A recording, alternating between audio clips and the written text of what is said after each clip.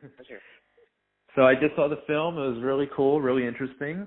Tell me, how did the project originally come about? The film was developed over quite a few years as an idea, and then it started to really become a film when the New York production company Maiden Pictures responded to the script and said they wanted to make it, so that's when the process really started, and a week later, not a week later, a year later, we were shooting. But in between, we went through the whole process of casting, first Belle as Anna, and then, Liz and Brad. So it was about a year after we got the initial interest from Maiden Pictures. But the development, took some time. Like, it had to ripen as an idea. Went through many Skype conversations with my friends, and a couple previous drafts that we trashed until we landed on the story. We were like, that's the story we want to tell. Okay. Why Belle Powley? What attracted you to her for the role? The thing with Belle is that, unlike any actor that I know of that age, she is just she has these transformative powers. It's almost like a superpower. She's so fascinating to watch, like what she can do with her eyes, how she can convey feelings without talking, just by a certain way of looking with her eyes, and she's really a chameleon almost, because I first heard of her through my producers who had seen The Diary of a Teenage Girl, and then I saw the movie and thought, oh yeah, that's a fantastic performance. But it wasn't until I met her in person that I realized how much she had transformed for that role, because the role in Diary was nothing like the way she was in real life. So that gave me an idea of how much she can transform, and I knew for this particular movie, we needed that. We needed someone who can do that, and who can pull off basically a transformation from little girl to mature animal. It's quite a lot to ask for from a young actress, but she embraced it 100%. She was a trooper, and she was totally up to the challenge. So nice. That was great. Were any other actresses considered for the role? No, actually not. I mean, wow. That was very early on. I researched tons of actresses. I went through almost every actress is in that age range, and it was actually quite frustrating until I discovered Belle. But she was the first where I had sat down for a really serious conversation. Where the others I didn't even meet anyone else. It was really the first casting meeting I had for the movie. So thanks to my producers, they really have quite amazing instincts. They're great producers. Nice. What was it like working with Brad Dourif? Very similar, great pleasure. He's done so many movies. I mean, he's done hundreds of them, or at least over 100. And he is extremely professional. So when he does something, he does it. He faces the character, and he is that character all day long. Arrives on set as the character, drives home as the character, and Brad is a man of very few words, and he's kind of shy, but once he's in the character, he lives through that, like he really makes that his own. And and I have him to thank to infuse this very strange, toxic father figure of Daddy with a lot of deeper layers that you know, he somehow fished out of his subconscious, or however he does it. I mean that's just the magic of it. So it was really fun to work with him. Nice. Were there any challenges you guys faced on set? Yeah, tons. I mean, I always say there's always the challenge of money and time, especially when you're doing an indie film that is pretty ambitious and, you know, has a lot of moving pieces. We had all the commonly known time suckers in our movie, like shooting scenes on water, shooting with animals such as deer and dogs, shooting with children, and then having that huge factor of practical makeup is also like a really tough one. If you have all of that in your first feature, it can be challenging at times, and we had to in 23 days, you know, which is good for an indie film, but then it's also not much time to incorporate all these special things that take so much time. Mm-hmm. So it was a race. Really, in the schedule. Well, it seems like you pulled it off quite beautifully, might I say. Well, thank you. Yeah, I appreciate that. I tried my best. Yeah. So, are you a big horror buff? My best. You know, I think I'm a big movie buff in general, not limited to one genre. I don't even think that much genres. I love good character stories, whatever genre they might be. And of course, I've seen a lot of genre movies. I also love fairy tales. I always wanted to create my own creature and, you know, make a movie from the perspective of the creature. That was always a wish. So, you know, whatever's out there that triggers the imagination and might have a little fantasy element in it, that's all up my alley. So, what would you say? No matter what genre. I'm curious. What would some of your favorite movies of all time be? Oh boy, that's a long list. We could be talking for another hour. I have hundreds of favorite movies.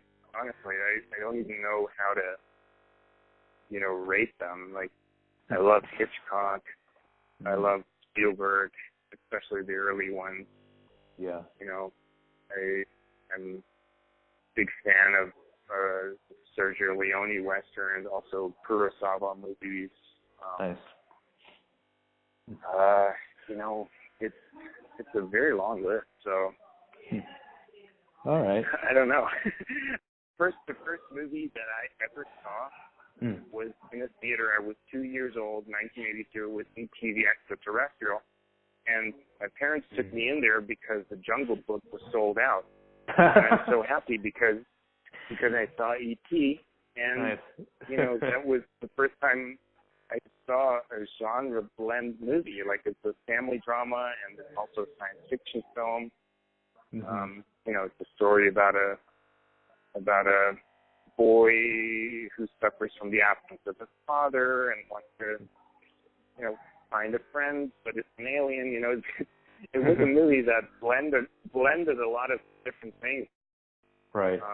I mean, I would never put myself with Wildling into that area because I think, you know, that was just such a masterpiece. But I feel like I definitely took away from it, also in rewatching it many times after and when I grew older, that you can actually blend genres no problem. You know, as long as you have a good character story, you can do it. It can work really beautifully.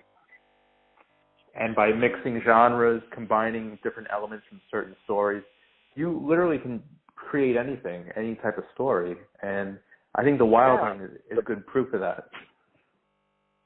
Yeah, thank you. I mean, it's definitely something where we didn't set out to say we're going to make the latest addition to the werewolf genre or something like that. We didn't think of genre at all. We thought of human story of a girl becoming a woman and using a fantasy premise to really push that transformation story to an edge, like to a limit, and to really fully explore it.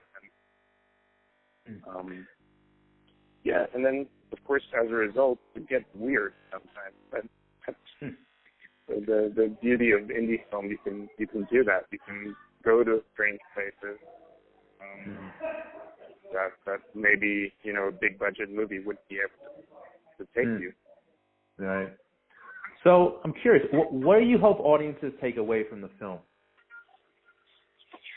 I hope that audiences maybe are reminded of that strange phase in life called puberty that every one of us went through, and just see it as a story about someone who's different and still, despite being at odds with the world, finds their place, you know, finds their freedom, learns to embrace their nature, who they really are. I think in the end, film has a positive message, and you know, I hope the spirit of that somehow comes through, you know. Definitely did. Are there any actors or filmmakers out there that you'd hope to work with in the future? Yeah, there's a lot. There's so many. I wouldn't dare to say that now because you know it can get tricky if you get quoted with that. But all right. I mean, there's a lot on the list, and I'm working on 3 projects right now, so hopefully I'll be in that situation soon that I can send out some requests and say, hey, I always love your work. Do you want to be in my movie? We'll see. I hope that happens for you as well. Oh, thank you. So thank I was reading a bio about you. You were a visual effects artist. I did that occasionally. You know, I did some smaller gigs at a visual effects company back in Germany, and then, you know, I did a short called Moon Man that incorporated so many visual effects. It was actually like every shot was a visual effect, and it was definitely more visual effects than had ever been done on the film school where I made it in Munich. So it kind of got me into that post-production territory. So people were suddenly calling and saying, we're producing this feature, can you just supervise our post-production? And then they started to get into that field and did a lot of supervising for post-production while I was also running my own production company in Germany. But, you know, that was all, in the end, I think it was all helpful because I learned a ton of stuff, and you know, it came in very handy when we had to shoot Wildling on such a limited schedule, because I knew, okay, if worst comes to worst, I can just retouch this here, or I can put in a different background there, or if the practical makeup isn't exactly perfect in this shot, I can do something in post with this and that, you know. So it was all good, you know. So you basically had you had a hand in pretty much all aspects of production, it seems. Yeah, pretty much. I think everyone does when they make their first feature. You know, you just can't afford to have an army of people. You know, I mean, still over the course of 2 years or 2.5 years that this movie was in production, including very long post-production, I think like 200-300 people worked on it. Wow. Right? But you still, you know, have to do a lot of stuff yourself, you know, like you're your own editor sometimes, your own assistant editor, your own visual effects supervisor, and it's all a teamwork, but it's good if you can, chime in, because it's the only way to really make sure you can accomplish the vision there, and get to the place where you want it to be. It's just such a journey to get there. And now, what was it like wearing all those hats? Was it stressful? Yeah, sure. It's stressful. It can be stressful, but if you're passionate about something, it almost doesn't matter. Like you absorb the stress much better when you're really passionate about it. And I was just really passionate about the story. I really wanted to make this film. Nice. Yeah, that gave me a lot of energy that I might have not had if it was something I wasn't passionate about. What advice do you have What advice do you have for aspiring filmmakers out there? I don't know. I think everyone has their own way of doing things. I would just say, don't give up. Find the story you're really passionate about, and if you're a writer, then try to find the character story, because it's your guide in everything. It's your guide for the whole script. It's your guide for how to shoot it, how it should look. Yeah, go looking for great characters. Yeah, nice, awesome. Well, Fritz, thank you so much for your time today. Thank you.